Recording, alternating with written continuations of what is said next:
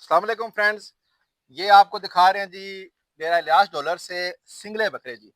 इनकी खसूसियत ये देखें, राउंड सींग, चिट्टे रंग के सींग।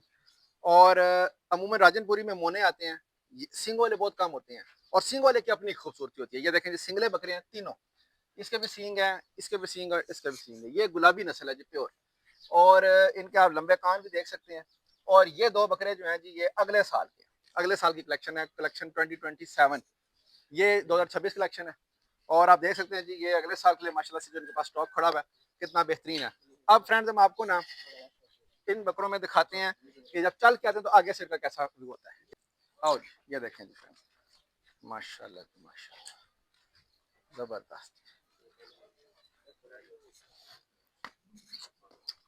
ये देखें, अल्लाह पाक नजर बद से बचाए जी। वाकई अल्लाह पाक की कुदरत बयान करने को दिल करता है जी, बकरे देख। चलो।